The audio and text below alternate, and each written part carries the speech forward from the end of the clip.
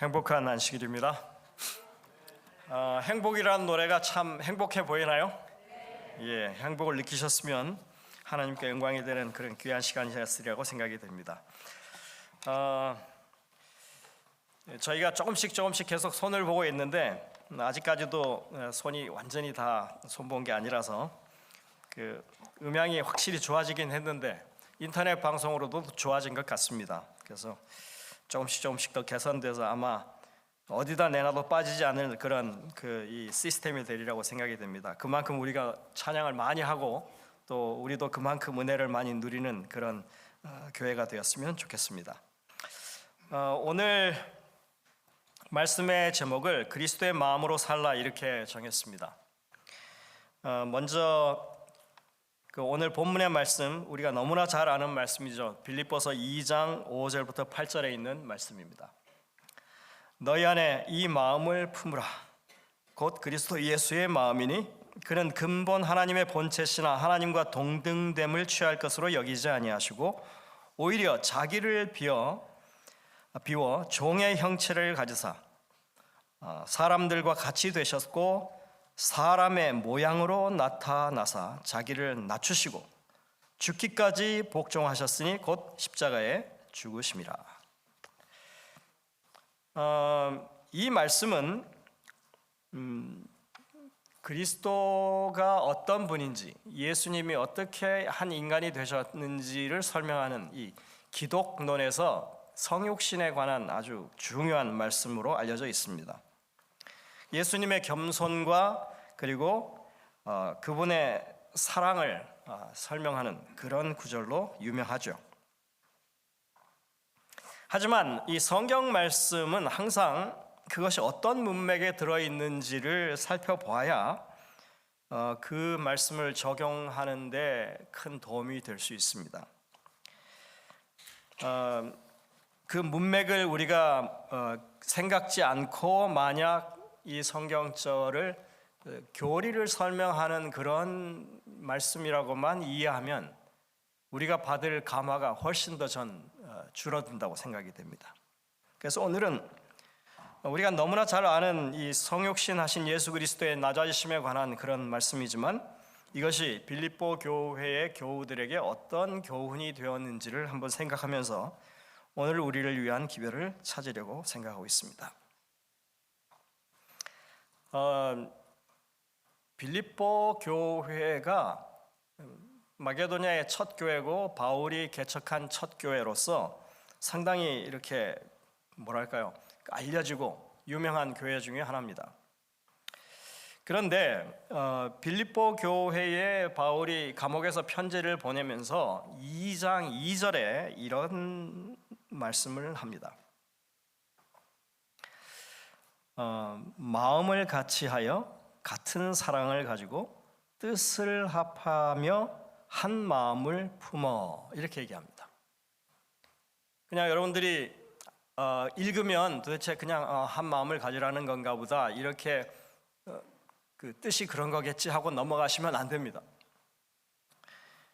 이거는 똑같은 내용이 4번이 반복된 문장이에요. 여러분들 여기 뭐라고 제가 적어놨습니까?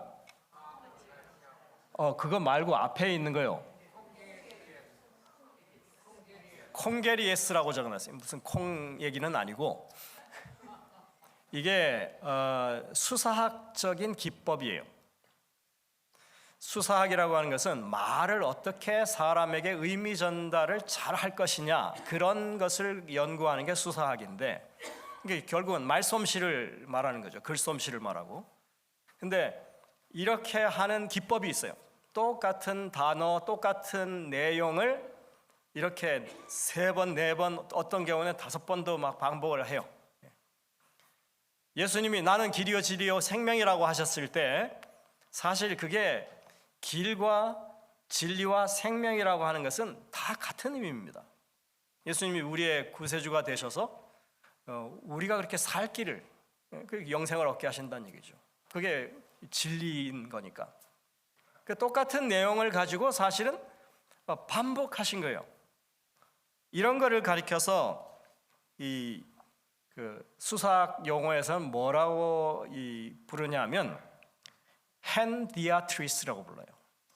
이거는 삼중 강조법이에요. 그 외에도 이중 강조법이 있고 삼중 강조법이 있는데 그 3번 이상 넘어가는 것을 가리켜서 뭐라고 부른다고요? 콩게리아스 이렇게 부릅니다. 그러니까 이거는 강조하되 거듭거듭 강조하고 있는 거예요. 보통 3번까지는 강조하는 게 많이 나옵니다. 그런데 신구약을 통틀어서 4번 이렇게 막 강조하는 것은 드문 편이에요.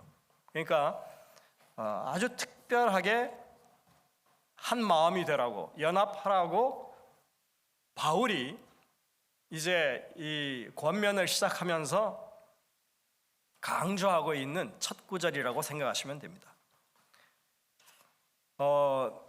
빌립보 교회의 연합을 강조한다? 왜 그럴까요? 분쟁이 있는 거예요. 뭔가 문제가 있는 거예요. 그러니까 연합을 강조하는 거죠. 이러한 실마리를 사실은 우리가 이 빌립보서를 통해서 어느 정도 찾아볼 수 있습니다. 근데 사실 빌립보 교회를 생각할 때마다 하나님에게 감사한다고 이 편지글에 처음에 썼어요, 바울이. 그리고 간구할 때마다 항상 기쁨으로 그렇게 기도한다고 했습니다. 이 빌립보 교회를 생각하면 감사하고 기쁨이 있는 교회라는 거예요. 그리고 빌립보 교회는 복음 사업을 위해서 늘 바울과 함께하는, 동역하는 그런 마음이 통하는 교회라고 이렇게 이 빌립보서 1장 초반부에 보면 그것을 이야기하고 있습니다. 자신이 세운 교회였죠. 그 다음에 마게도냐 이 그리스 지역에 들어왔고 처음으로 세운 아주 상징적인 이 유럽 선교의 상징적인 교회이기도 했습니다. 그래서 자신이 이 지금까지 이 교회 사역의 후원을 아끼지 않는 그 교회에 대한 아주 강한 애착, 애정을 드러낸 그런 교회이기도 합니다. 그 정도 사도 바울이 사랑을 쏟고 그 다음에 그렇게 양육한 교회면 문제가 없어야 되는데 그렇지 않겠습니까? 그런데 지금 이 2장 2절에 보니까 뭉쳐야 된다고, 연합해야 된다고, 다시 화목해야 된다고 이거를 거듭 지금 강조하고 있는 내용이 나오는 것입니다. 여러분들 문제가 없는 교회가 있을까요? 모든 교회는 다 문제를 가지고 있습니다. 크고 작은 문제를 안고 사는 것이 교회입니다. 초기 교회도 그랬고 2000년이 흘러온 지금도 그것은 여전히 마찬가지입니다. 그렇기 때문에 사실 빌립보서를 통해서 연합을 강조하고 있는 이 기별들은 오늘날 우리에게도 여전히 의미가 있는 기별인 것입니다. 제가 오늘 이 말씀을 준비하면서 이렇게 둘러서 하려고 생각지 않고 그냥 단도직입적으로 얘기하려고 생각을 하고 바로 직진하겠습니다. 교회에 문제가 있어요. 근데 사실 그 문제가 표면적으로 드러나진 않지만 이 빌립보서 4장에 보면 그 얘기가 딱 나옵니다. 단 한 번 딱 언급돼요. 자, 제가 4장 1절과 2절을 한번 읽어보겠습니다. 여러분들이 한번 살펴보십시오. 그러므로 나의 사랑하고 사모하는 형제들, 나의 기쁨이요 면류관인 사랑하는 자들아. 누굽니까? 예? 누구예요? 이거? 누구예요? 빌립보 교회 전체를 가리켜요. 그러므로 빌립보 교인들이여, 나의 사랑하는 사람들이여, 이렇게 지금 하는 겁니다. 그러면서 이와 같이 주 안에 서라. 그러므로 이와 같이 주 안에 서라고 하는 것은 어떻게 하라는 얘기예요? 1장부터 3장까지, 이게 4장 1절이니까 1장부터 3장까지 권면한 내용을 따라서 그렇게 이 말씀대로 살아가면 하나님 앞에 서는 것이다, 이렇게 얘기하는 겁니다. 그러니까 1장부터 3장까지를 이 4장 1절에서 다 정리하는 거예요. 딱 이렇게 모아서 마무리를 딱 하고 그 다음에 이제 이 빌립보 교회에 있는 사람들에게 어떤 특별한 권면을 시작하는 게 4장 2절입니다. 그 내용이 이렇게 시작합니다. 내가 유오디아를 권하고 순두개를 권하노니 주 안에서 같은 마음을 품으라. 여기 두 사람의 이름이 나옵니다. 누구예요? 유오디아와 순두개. 순두부 아닙니다.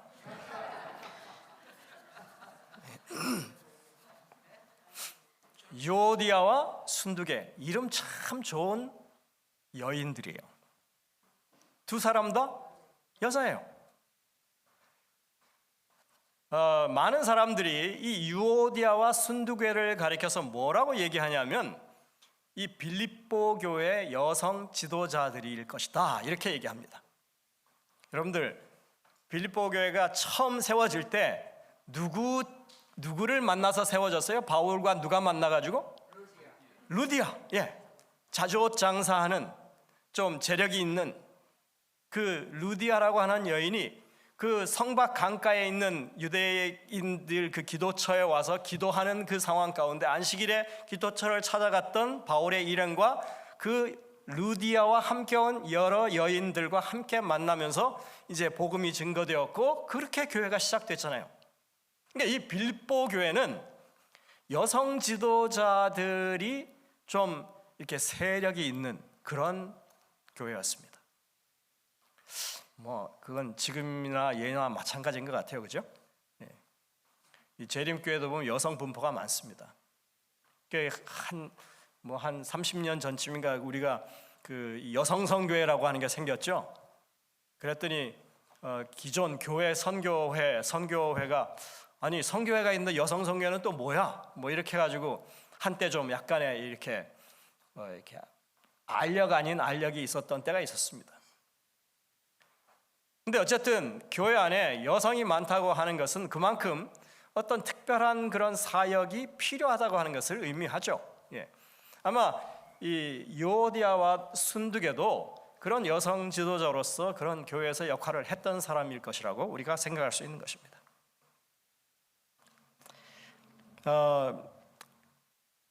여기에 지금 이것을 표현하면서 여러분들 어떻게 4장 2절에 말하냐면 내가 유오디아를 권하고 순두개를 권하노니 이렇게 얘기해요. 유오디아와 순두개에게 내가 권했다 하지 않고 유오디아에게도 권하고 순두개에도 권했다 이렇게 얘기합니다. 이 말은 바울이 각각 그 두 사람을 잘 알고 개인적으로 말씀을 할 수 있는 그런 대상이었음을 말해주고 있습니다. 그리고 두 사람을 동시에 불러놓고 뭐 얘기하는 게 아니라 지금 이제 편지니까요. 개별적으로 이렇게 하면서 신중하게 접근하고 있는 그런 모습. 이게 권하노니가 한 번 쓰인 게 아니라 유오디아에게도 그 다음에 순두개에게도 이렇게 하면서 두 번 각각 이렇게 권한 것으로 되어 있어요. 그래서 아주 신중한 접근을 한 것으로 우리가 볼 수 있는 것입니다. 무엇을 권합니까? 두 사람이 각자가 주 안에서 같은 마음을 품을 것을 권하고 있습니다. 지금 그러니까 같은 마음이란 얘기예요? 같지 않은 마음이란 얘기예요? 네, 둘이 지금 마음이 달라요. 그래서 두 사람에게 각각 주 안에서 각각 같은 마음을 가지라고. 여러분들 이 표현을 여러분들이 잘 이해하셔야 합니다. 주 안에서 각각 같은 마음을 가지라. 어떤 의미인지 금세 여러분들이 이렇게 스치는 이 빛이 있을 겁니다. 우리는 어떤 문제가 발생하면 두 사람을 앉혀놓고 막 화해시키려고 노력을 하는 편이죠.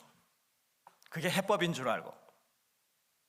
근데 지금 바울이 유오디아에게도 권하고 순두계에게도 권했어요. 주 안에서 같은 마음을 가지라고 각각 권했습니다. 이 표현이 가지고 있는 아주 중요한 의미가 바로 그것입니다. 자, 여러분들, 일단 이 유오디아와 순두계가 이름은 정말 좋아요. 유오디아는 어떤 뜻이에요? 좋은 길, 바른 여정, 순조로운 여행, 뭐 이런 의미예요. 자, 그러면 유오디아는 바른 길, 그 다음에 좋은 길, 바른 여정을 걸어가는 사람이고 순조로운 여행을 하고 있는 사람이고, 순두계는 어떤 사람이에요? 거기서 좋은 만남을 가지고 행복한 만남을 하는 사람이에요. 이름으로는 두 사람이 너무 잘 어울려요. 그렇지 않습니까? 이렇게 좋은 이름을 가진 사람들이 교회 안에서 뭐 한 거예요? 지금? 이게 나눠져 있는 거예요. 다툼이 있고 갈등이 있다는 얘기입니다.